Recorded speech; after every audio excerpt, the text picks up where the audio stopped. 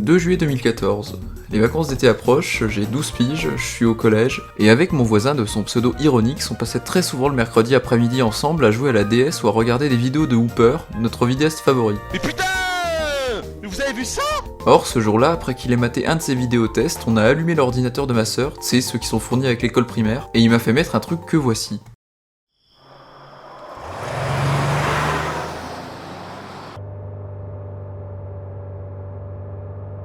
Boum, en pleine tête.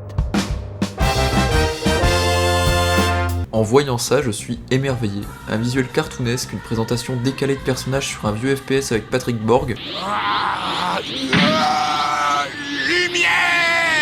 qui double le personnage, et une lumière s'est allumée en moi. Dans la foulée, il m'a fait mettre une seconde vidéo qui m'a fait découvrir une communauté YouTube avec ses mèmes et ses sources filmmakers, les films montés avec le moteur de Valve, et le lendemain, après avoir vu l'intégrale des présentations des personnages, le 3 juillet, je me décide à créer mon compte Steam. Mais étant empêché avec le contrôle de temps d'écran de mes parents et ma faible connexion ADSL de l'époque, j'installerai donc le 10 jeux le lendemain matin sur le toaster de PC que j'avais. Le téléchargement dure 4 heures pour 14 Go, oui c'était laborieux à l'époque. Mais enfin, le 4 juillet 2014, à 12h37, je découvre la cultissime et glauque intro de Valve et je lance pour la première fois Team Fortress 2.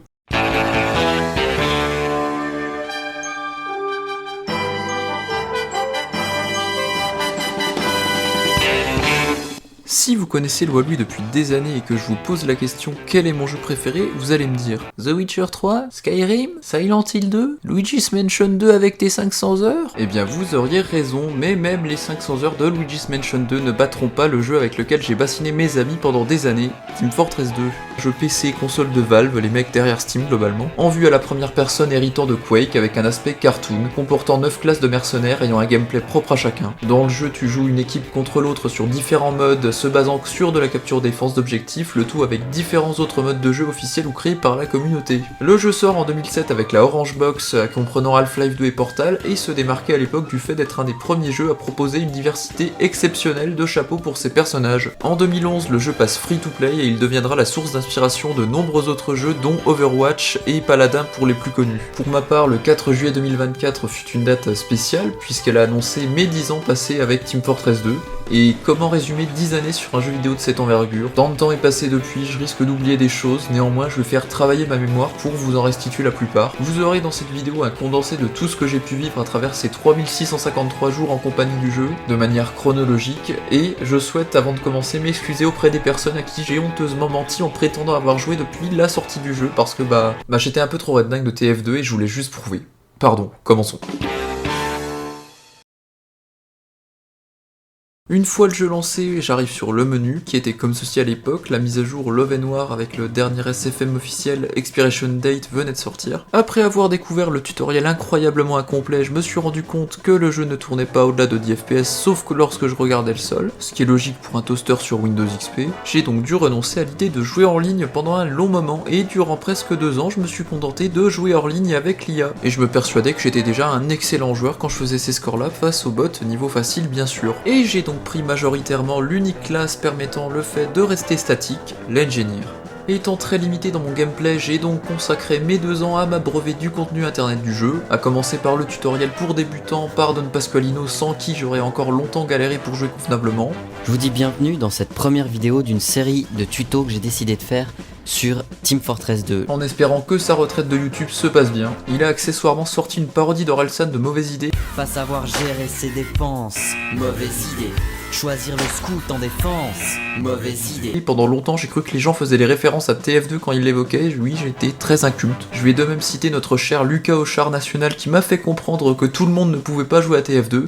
Non, mais attendez, mais s'il y a même des campeurs dans un jeu comme ça, non mais franchement, qu'est-ce que vous voulez faire? Mais sans rire quoi, putain. Et aussi du fait que tu peux faire au calme la pire intro possible pour une vidéo. Putain, je viens de me rendre compte que ça fait un peu p*** de dire salut tout le monde les gars. Je me suis enfin rendu compte aussi que j'avais déjà vu des images du jeu avec Cooper, mentionné plus tôt, qui a déjà parlé de ce dernier en 2009.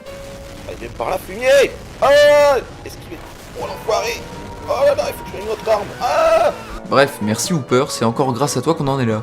je suis devenu fou amoureux du jeu. Quand j'ai eu mon premier et minuscule Samsung Galaxy S3 en 2014, l'accueil ressemblait à ça. Dans le même temps, je passais occasionnellement chez mon cher Ironix qui avait déjà un PC portable avec TF2 et on se faisait des bêtes de session avec un style tout à fait particulier, l'un maniait le clavier, l'autre la souris, on faisait comme on pouvait. J'ai aussi découvert dans le plus grand des hasards que mon pote de primaire Thibaut avait commencé le jeu en 2015 et je suis d'ailleurs passé chez lui pour la première fois pour jouer un coup sur son PC portable. On avait été sur une map de la communauté avec 2 bateaux pirates et on a testé un gameplay sniper, c'était très cool. Concernant le contenu, on n'a pas eu de chance, on est arrivé après l'apogée des mises à jour majeures du jeu qui ont fusé jusqu'en 2014 et durant ces 2 années où j'ai dû m'abstenir de jouer correctement, j'aurais malheureusement loupé 3 mises à jour majeures. Première mage, End of the Line, une mage communautaire de décembre 2014 où on avait découvert le trailer très tôt avec Ironix. Je me souviens encore des posters incrustés sur les différentes maps d'ailleurs. Le mec derrière ce projet a déjà fait un SFM connu et il se fera de nouveau connaître en 2018 faisant partie de l'équipe de développement du remake d'Half-Life Black Mesa. La Gunmetal Update, mise à jour officielle de l'été 2015 marquée par l'arrivée du système de contrat et de skins sur les armes.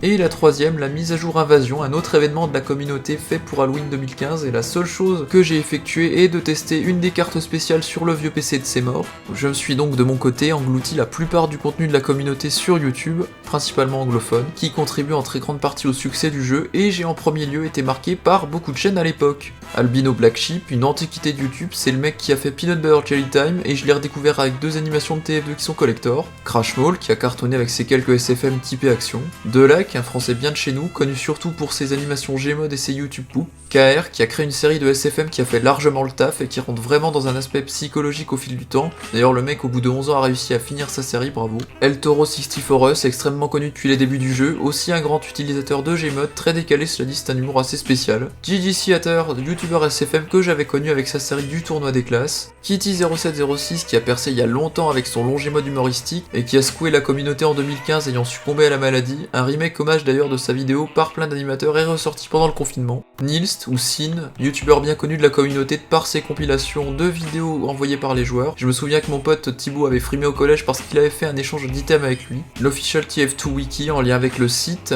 que j'ai beaucoup feuilleté, chaque vidéo est une démonstration d'un objet du jeu. Piemation qui a fait de l'animation humoristique sur le jeu fut un temps. SMG4, bon je triche un peu mais je l'ai découvert un peu avant le jeu et il fait très souvent des références à TF2 dans ses vidéos. Et The Winglet, le youtubeur le plus connu du jeu à l'époque où chaque vidéo est extrêmement qualitative. J'ai commencé à montrer de plus en plus d'intérêt pour le Spice, c'est méta vu qu'il est français en plus, et je décide d'en faire ma classe de prédilection lorsque j'ai mon propre PC portable en 2016. Saint-Valentin 2016. Pendant que ça se bécote dehors, j'inaugure mon HP portable. Je commence alors à jouer beaucoup, genre je dépasse le millier d'heures à la fin de la période d'où Jésus. Avec mon cher Ironix, grand adepte de l'engineer, je l'ai appelé le vieux Texan sur Steam d'ailleurs, et on s'amusa pendant un temps. Beaucoup de succès accumulés à cette période, mais pas grâce aux skills, parce que je suis tombé sur un serveur externe qui m'a validé la moitié des succès et donc faussé mes stats comme un rat, d'où la centaine débloquée la même minute. Et en parlant de succès, je me souviens avoir acheté exprès Poker Night at the Inventory, un jeu de poker annexe qui te permettait d'avoir des items uniques sur TF2 si t'y jouais. Avec Ironix, on a découvert à cette période pas mal de personnes dans la communauté. Destrix rencontré sur le serveur Bong Gaming CP Orange avec Ironix, oui c'est vieux, c'est très vieux, qui était très sympa, on s'était bien marré avec lui sur cette période. J'avais essayé aussi de faire une vidéo avec lui, mais dans mon bégaiement le plus total, ça n'a pas abouti. On l'a vite fait retrouver pendant le Covid pour faire du Among Us. En parlant du Bong Gaming, on a ce mec, Tétard59, avec qui on avait joué plusieurs fois à l'époque et qui a visiblement disparu du jour au lendemain comme le serveur. Je sais pas ce que t'es devenu, j'espère que ça va pour toi. Krynos, avec qui on a joué plusieurs fois aussi, dont une longtemps après pendant le Covid, qui m'a appris à Trickstab en Spine, on l'a appelé à tort d'ailleurs Chine pendant un long moment parce que c'est avec ce pseudo qu'on l'avait rencontré. Ah, la Team Nexus, c'est Ironix qui m'a parlé d'eux, et on l'a rejoint juste après. Deux grands hommes, Mike et Evan, qui nous ont fait découvrir le côté professionnel du jeu, même si on n'a jamais vraiment joué sérieux, on aura beaucoup rigolé par moments. Je me souviens avoir pas mal appelé Evan sur Skype à l'époque, on jouait beaucoup, et même s'il a quitté le jeu pour CSGO en 2017, c'est avec plaisir que je rejoue avec toi un jour mon poteau. Pour Mike, on a bien moins été avec lui, mais il était toujours là quand il y avait un truc avec la team, et je me souviens avoir refait avec Ironix et lui une big session pendant le confinement, c'était cool. Mention aussi à une autre team plus déconnade dans laquelle j'ai un peu été, Pay to Fun, avec Gunterovich, Kastan et Skiff pour ne citer que. Mention aussi à mon vieil ami du collège, Monsieur Tux, que j'ai réussi à l'époque à mettre pour un temps au jeu, étant donné qu'on était admis dans le même lycée, il était évident qu'on allait pas mal jouer ensemble, ici et bien plus, ça m'a fait plaisir. Et on a même été chaud pour faire le doublage FR d'Expiration Date, mais seuls 5 secondes seront sortis au final. Ceci est un saut. Nom de Dieu! C'est pas fini. Non! Globalement, sur cette période, on aura fait tout, que ce soit 2 heures de session à camper en engineer surtout fort, la map cultissime du jeu. Voilà, ça c'est tout. Dust Ball, enfer sur terre mais un plaisir coupable. Turbine qui prouve qu'on peut speedrun allègrement in-game. Suijin. Je suis japonais, Tomo, je suis fils du soleil levant. Beaucoup de temps passé sur des serveurs de la communauté comme Trade Plaza, Trade Minecraft, Achievement Idol pour les plus connus, du MGE pour les duels, des maps de boss, du jailbreak, beaucoup de death run pour ma part et toutes les maps habituelles bien entendu. Niveau mise à jour, on aura connu les 2 dernières mages officielles qui sont Meet Your Match qui a cartonné à l'été 2016 avec la refonte de la recherche de cartes, l'arrivée du compétitif qui a d'ailleurs été un flop, j'ai fait 10 parties dessus à tout casser, et du duel Heavy versus Pyro où les joueurs montaient les scores d'un camp en jouant. Je me souviens qu'elle était sortie pendant que j'étais en vacances, du coup j'ai galéré à jouer jusqu'à la rentrée. Et Jungle Inferno que j'ai découvert avant d'aller en EPS au lycée en octobre 2017, c'est précis. Cette mage a été le summum du jeu. Le Pyro récompensé avec du nouveau stuff de par sa victoire contre le Heavy dans la dernière mage, l'arrivée de la progression d'XP inutile mais pour flex, des missions pour avoir plein de récompenses, des nouvelles maps et chapeau en veux-tu en voilà, un événement Halloween lancé dans la foulée tout neuf qui te permet de choper v'là des cosmétiques, c'était le bonheur. Aussi, l'outil préhistorique de film intégré au jeu m'a permis de publier la toute première vidéo sur ma chaîne YouTube, qui a absolument rien de particulier, je crois même que l'upload s'est fait tout seul. Elle est restée pendant un moment la seule vidéo de la chaîne et les commentaires ne faisaient que de mentionner le fait que je traduisais les sous-titres des vidéos de SMJ4. J'ai connu d'autres chaînes à cette époque, dont Pile à temps pour l'épisode 37 de What the Cat. Friendly Poutis, une autre française connue pour avoir percé avec cette vidéo et qui est malheureusement décédée en 2021, paix à son âme. Karma Charger qui présentait divers modes pour les armes du jeu, entre autres, et qui a malheureusement fermé sa chaîne en 2019 cause de dépression, décidément c'est très joyeux. Et ST Black ST, youtubeur Gmod qui a développé un lore avec sa série vidéo, qui est toujours là après des années, c'est très cool. Après cette mise à jour, on aura vu la fin de quelques éléments du jeu, dont les Axie Awards qui récompensaient les meilleurs SFM de la communauté depuis 2011, et d'ailleurs les gagnants avaient même le droit d'aller chez Valve en personne faire un tour des studios. Ce sera également la fin des caisses originelles qu'on pouvait drop sur le jeu, qui seront remplacées par la suite par du contenu de la communauté. Elles sont donc devenues extrêmement rares et j'en garde dans l'inventaire précieusement au cas où. D'ailleurs en parlant de ça, je ne peux omettre la partie trading du jeu qui est gargantuesque. L'erreur de débutant est d'acheter dans le magasin du jeu, comme moi qui ai acheté une chaise 8 balles pour l'engineer, je suis un pigeon absolu. Alors qu'il existe le marché de la communauté Steam et les différents sites pour se procurer des objets, la monnaie d'échange étant du métal fabriqué à partir des armes en double et des clés pour ouvrir les caisses susmentionnées. C'est grâce à tout ça que j'ai pu enrichir mon inventaire sans trop faire chauffer la carte bleue des parents, même si je suis arrivé à un total de plus de 150 balles dépensées sur le jeu aujourd'hui, c'est terrible. Enfin, Ironix, quant à lui, n'a pas pu connaître l'arrivée de la mage, son PC portable ayant lâché prise, et je ne le savais pas, mais j'allais connaître moi aussi un tournant inattendu dans cette lancée. Oui, car jouer pendant 2 ans en mettant son PC portable sur sa couette, bah ça flingue le processeur. Du coup, il a rendu l'âme fin 2017 et je me suis retrouvé comme un con d'une vie de tryharder à plus rien. D'autant plus que quelques mois après, je perds aussi mon nouveau téléphone, décidément c'est laborieux. Par chance, je venais de rejoindre dans la foulée le serveur Discord de la canne à sucre, ma seconde famille, qui a remplacé ce temps sur TF. Aussi, j'avais en ce temps-là ma copine et le bac à préparer, donc quelque part ça faisait toujours de la distraction en moins. Sauf que quelques petits jeux sont arrivés sur Switch et ça a failli coûter l'examen avec les centaines d'heures que j'ai passé dessus. Mais bon, pendant ces 2 ans, j'ai quand même pu retoucher un tout petit peu au jeu, surtout quand mon papa a acheté un PC de bureau simple, mais qui faisait tourner en lot, donc ça posait pas de problème. Mais vu que c'était dans le salon, vous vous doutez bien que j'y passais pas un temps de ouf. J'ai pas manqué Halloween 2018 en tout cas, qui était le même que l'année précédente. Il y a eu comme d'hab des petites chaînes par-ci par-là trouvées par moment. Dr Lalve, pareil, à mettre des vidéos Gmod humoristiques. Tyler McVicker, anciennement connu sous le nom de Valve News Network, je le suivais beaucoup à l'époque où c'était lui qui suivait l'actu sur le jeu, il le fait encore maintenant, mais bien plus du point de vue Valve. Et bien sûr...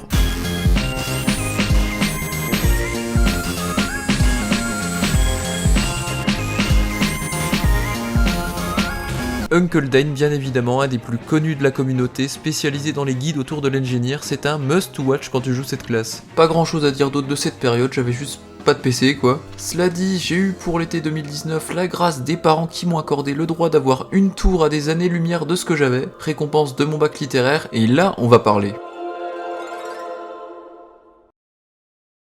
Donc me revoici comme il se doit avant d'entrer en études sup avec un PC tout beau tout neuf, et même si j'ai surtout privilégié les grosses licences telles que GTA V ou The Witcher 3, TF2 a été le premier jeu installé sur la nouvelle bête, et j'en ai profité pour changer mon HUD, l'interface, et à me mettre une arme de mêlée et un hit and kill sound de Jean-Pierre Coff, paix à son âme. Merde. optimisant de manière qualitative mon expérience de jeu. Je mentionnais plutôt Halloween 2018 qui était le même que le précédent, et ben c'est resté le même jusqu'à aujourd'hui. Cela dit, il s'agit là de la seule période intéressante de l'année puisque les contrats permettant d'obtenir des cosmétiques qui, bordel, auraient dû être échangeables parce qu'on a que des doubles maintenant, sont ajoutés à chaque fois pour un mois et grâce à ça j'ai réussi à mettre toutes mes classes un habillement Halloween assez correct. Car en effet à mon retour on n'a pas eu une seule mise à jour officielle et la seule chose majeure qu'on aura vue c'est un immense crack boursier du jeu fin juillet 2019 où grosso modo les caisses avaient 100% de chance de donner un chapeau rare dû à une erreur de patch, j'ai pu ainsi revendre un chapeau 40 balles en l'ayant eu pour 5, ce qui a créé une énorme inflation encore visible aujourd'hui. Je me souviens à côté voir passer depuis à chaque patch le fameux Updated the Localization Files qui ne change absolument rien au jeu mais qui devenait presque un running gag du manque de mise à jour. J'ai en même temps le souvenir d'un pote, Ellie, qui m'avait sous témoin de Thibaut défiant en 1v1 sniper alors qu'il avait jamais touché au jeu. On est le 25 janvier 2020, il est 21h, nous sommes à la Corne d'Or. Et ce qui va se passer c'est simple. Je vais rentrer chez moi, je vais allumer mon PC et je vais te démonter ta race sur TF2. En bien. Et j'ai donc créé un serveur dédié et il m'a explosé la gueule alors qu'il avait jamais touché au jeu, c'est exceptionnel. Nous sommes en guerre. Confinement mesdames messieurs, j'ai beaucoup joué au jeu, Ironix étant de retour dessus accessoirement, j'en ai profité pour finir les contrats de la mise à jour de 2017, et sous l'ennui de ne point pouvoir aller dehors, je me suis essayé au direct live en facecam sans grande conviction. Pilatant, on a l'Uber Pilatant. Allez go! Puis en avril, j'apprends le décès de Rick May, la VO du Soldier, qui est le premier doubleur à monter au ciel. Pensez aussi à nos doubleurs français décédés, Patrick Béthune, Thierry Mercier, Marc Alphos, qui étaient bien connus dans le milieu. Et pour honorer sa mémoire, les devs sont sortis de leur sommeil et ont implanté pour le mois une statue dédiée au Soldier sur plusieurs maps, c'était une très belle initiative. Avec Ironix, à cette période, on a commencé à prendre du bon niveau, j'ai appris personnellement à être polyvalent en jouant toutes les classes, tout en gardant le spy en prédilection bien sûr, et d'opter ainsi pour la stratégie du si une classe manque ou qu'il y a trop de gens jouant la même classe, on diversifie le gameplay pour mieux gagner. Ce qu'a complètement fait Overwatch en bloquant les classes choisies, bien vu, et sans pour autant être des demi-gods, pour citer Gamnewell, on peut avoir 2000 heures sur un jeu et toujours être haché dessus, on faisait mine de rien de plus en plus souvent des bons scores. J'ai pareillement rencontré du monde pendant cette ère, Ediski d'abord, un expert du Texas naturel, qui a déjà participé à plusieurs tournois, que j'ai croisé plusieurs fois en partie, et qui se trouvait être un mec de ma classe au lycée, ça c'est dingue. Et mon Cerulean, nouveau membre de la canne à sucre à l'époque, j'ai appris qu'il jouait aussi beaucoup à TF2, adepte du Medic et des maps Slender, et on a pas mal joué au jeu pendant le confinement. Tout allait bien, juste avant de percer avec les re-uploads de VOD du JDG, je me suis remis à YouTube en sortant 3 petites vidéos avec Ironix. La première vidéo faite vraiment à l'arrache pour Halloween 2020, on remarquera mon magnifique Hit and Kill Sound de Fanta, c'est terrible. La seconde, sortie quelques temps après la dernière, on rage comme des porcs, même si je la trouve paradoxalement plus intéressante, surtout lorsqu'on est mis l'un en face de l'autre. Mais mec! Tu mets 2 crits? Mais mec, tu mets 2 crits d'affilée? Mais comment tu mets 2 crits d'affilée comme ça? Et la troisième, suite de la vidéo précédente, c'est un vieux montage sur une boucle du supermarché Coco de MKWi qui devient vite redondante, mais bon, le duel nous aura fait rire, c'est déjà ça. Pour les chaînes découvertes, on a Sino à mettre du montage humoristique qui a donné tout ce qu'il avait pour ses petits engages. Delphi qui parle beaucoup des bugs et diverses news du jeu et qui en ce moment se base uniquement sur Icitas pour faire ses vidéos, c'est terrible comme les US sont en retard dessus. Et Stickmaster 500, ce mec a pas publié des trucs extraordinaires, juste en 2019, le bug était partout dans les commentaires YouTube, je l'ai même déjà retrouvé en jeu et du coup je me suis abonné à lui. Un petit événement qui vient de pop pendant que je m'enregistrais et que j'ai réussi à faire une big session avec ma promo et mon prof de fac fin 2020, j'aurais jamais cru. Le dernier point non négligeable que nous avons fait avec Ironix avant une longue pause du jeu est le Man vs Machine, en gros un mode coop contre l'IA que j'aimais pas forcément avant mais où on s'était chauffé pour choper des armes rares, tout ça pour avoir des récompenses un peu gaises en devant d'abord acheter un ticket, ou à l'été 2021 on a réussi la mission cauchemardesque qui est par rapport à d'autres finalement plutôt facile en fait mais bon ça flex. Cependant toutes les bonnes choses ont une fin et contrairement à un décès de machine on va rentrer dans une période bien plus calme pour diverses raisons.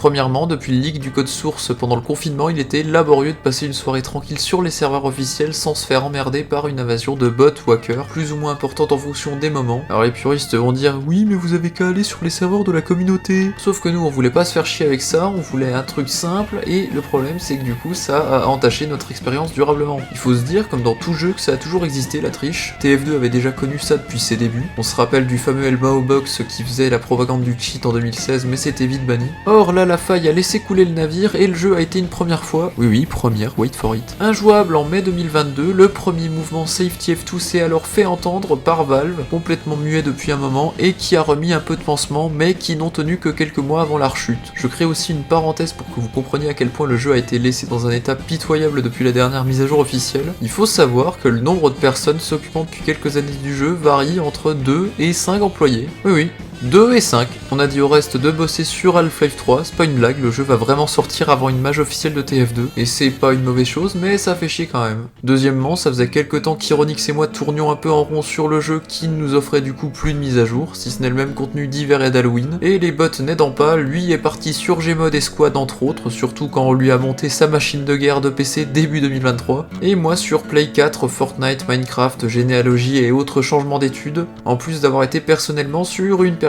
pas très marrante et j'étais assez souvent dehors pour souffler, alors ça a ralenti un peu l'activité. On a dû faire je pense à peine une dizaine de sessions durant cette phase. J'ai tout de même relancé le jeu quelques maigres fois de mon côté avec de chers amis fin 2022 d'abord, Léa, Mélissa, Fab, Guillaume que j'ai rencontré plus tôt pour ne pas les citer. Ça m'a fait plaisir de connaître autant de gens qui jouent au même moment et même si ça ne convainc pas tout le monde, ce fut tout de même chouette. J'ai entre temps appris lors du Z-Event 2021 qu'Antoine Daniel avait un background d'immense joueur de TF2 avec autant d'heures de jeu que moi, bordel c'est fou. C'est pas le seul, Markiplier, grand youtubeur US, joue très souvent à TF2 aussi. Very delicate. My watch! My watch came off! Tout comme Moist Critical, autre youtubeur US qui avait fait une grosse vidéo pour Save TF2 en 2022. Toujours dans YouTube, on a parallèlement un nouvel essor de chaînes découvertes ici pour passer le temps. Twitchy d'abord, qui faisait beaucoup d'animations TF2 à ses débuts. Zane, même si j'apprécie pas trop ses sponsors vers du jeu d'argent, il est très efficace pour parler de manière courte des dernières nouvelles du jeu. Fortress Films, une chaîne avec peu de contenu mais qui se spécialise dans des projets de long SFM et qui s'est fait connaître efficacement avec Amethyst Blue, une bête de machinima. Robinat Kidowns, la VO du Médic, après avoir été peu présent pendant des années, il est revenu en 2021 sur sa chaîne et est désormais assez actif. Il aura même contribué à la renaissance de l'activité des doubleurs et il y aura eu plusieurs événements avec eux, comme des remakes IRL de SFM, des vidéos humoristiques, des lives. Et dernièrement, Dafuk Boom, l'auteur du très connu Skibidi Toilet, découvert via Melissa, qui utilise le SFM pour sa série. Le temps file plus ou moins vite, mine de rien, j'étais pas loin de désinstaller le jeu. Bon, pas déconner quand même, pour la beauté de la forme, les 27 Go devaient rester sur le bureau. Et nous arrivons déjà à l'été 2023.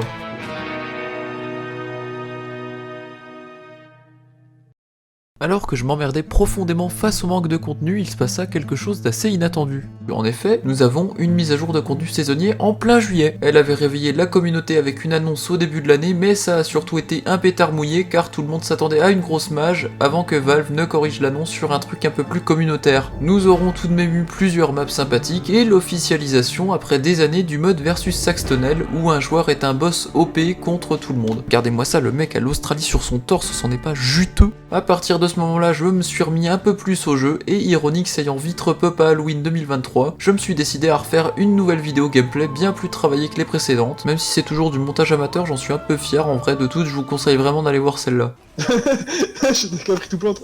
Il y a un free to plante qui est pourri, il se mange tous les murs. Voilà. Quelques petites chaînes avec ça, oui, j'en apprends tous les jours. Richter Overtime de 1, un youtubeur qui va débunk plus en profondeur plusieurs sujets niches autour du SFM. Et de 2, Costa Monen, youtubeur dans la continuité de la vague ST Black ST avec le mélange Gmod SFM humour. Je connaissais déjà sans plus, mais il est devenu le youtubeur TF2 avec le plus d'abonnés fin 2023 en faisant des shorts qui ont atteint YouTube Kids. Un peu de la triche, mais c'est bien foutu. Fin 2023, j'ai même réussi à le faire installer à une seconde personne, Max Sean de ma canne à sucre, qui a bien voulu se tenter à l'aventure, je t'en remercie infiniment. En plus, il faut dire qu'il a fait un score assez correct pour ses premières games, c'est pas dégueu. Dans la foulée, après avoir échoué à trouver la version PS3 qui de toute manière ne fonctionne plus, je flex en me prenant la boîte originelle de la Orange Box qui siège fièrement dans ma bibliothèque. Le fait est qu'il y a un hic parce que malgré tout ça, les bots ne faiblissent pas et arrivé en 2024, on a vu une seconde hausse de ce poison sur les serveurs, ce qui fait qu'à presque chaque partie, il était nécessaire de faire au moins un vote pour bannir les cheaters, et encore quand c'était pas toi que le bot demandait à bannir parce qu'il copiait ton pseudo. Ironix est parallèlement revenu dans le jeu en avril, soit au pire moment concernant les bots, mais bon, on a eu quand même la patience et on continue à jouer. Je Jusqu'à ce qu'en mai 2024, les serveurs se retrouvent de nouveau injouables 2 ans après le premier mouvement anti-bot. Seulement là, cette seconde protestation était bien plus grande et plusieurs personnes se sont rassemblées pour créer une énorme pétition face au manque d'initiative de la part de Valve avec un nouveau mouvement, Fix TF2. Le site internet de la pétition a recueilli un nombre phénoménal de signatures, le jeu s'est fait review bomb pour la première fois de sa vie sur Steam et la communauté sur les réseaux sociaux a partagé en masse son expérience face aux bots, ce qui n'est pas passé inaperçu. Et de ce fait, cette fois, Valve a anticipé et a vite pris des mesures en faisant plusieurs manips qui ont coupé net la course aux bots. Ainsi, fin juin, le jeu redevint proprement jouable au grand bonheur de tous. Au moment de cet anniversaire, Valve a donc enfin écouté la communauté et fait son taf en bannissant massivement les bots et leurs hébergeurs. Les mecs ayant fait la pétition sont allés chez Valve déposer un livre avec les noms de chaque personne l'ayant signé. C'est une grande victoire, beaucoup plus que le tweet de 2022, et espérons que la paix dure le plus longtemps possible désormais. La flamme se ravive également avec l'annonce dans la foulée de la sortie prochaine de l'ultime tome des comics du jeu, genre bordel, dites-vous que j'ai connu ces trucs là juste après la sortie du 3ème comics, et voilà que le 7ème tome sort presque 8 ans après le dernier, c'est un truc de fou. Et nous y voilà, 10 ans de jeu, le badge Steam qui va avec. Que tu savoures l'expérience de frapper quelqu'un en tir critique aléatoire avec la poêle à frire, que tu profites d'une danse à la chaîne soviétique avant le début de match, ou qu'on te mette automatiquement dans l'autre équipe à la fin du match alors que vous aviez largement gagné. Oh non! Non mec, devine ce qui s'est passé! Ça va être exceptionnel, je vais pouvoir mettre ça dans la vidéo! Tout ça, ce ne sont des choses qu'on ne vit que sur Team Fortress 2. Je vous remercie d'être arrivé au bout de cette vidéo, merci à toutes les personnes qui m'ont accompagné dans ce jeu après toutes ces années, en particulier à Ironix, sans qui cette vidéo n'existerait pas. Et même si je raconte un souvenir personnel qui va pas parler à grand monde, je fais cette ode avec le cœur et je veux juste que vous profitiez d'un grand gamin qui a encore autant d'étoiles dans les yeux que le jour où il a découvert le jeu pour la première fois. Tout ça pour dire que cette grande pépite de Valve qui fêtera en octobre ses 17 ans restera ancrée en moi, comme dans sa communauté. Mon seul souhait c'est de pouvoir m'y amuser encore et encore jusqu'au dernier souffle du jeu, car comme on dit dans le milieu, Team Fortress 2 est un chef-d'œuvre intemporel.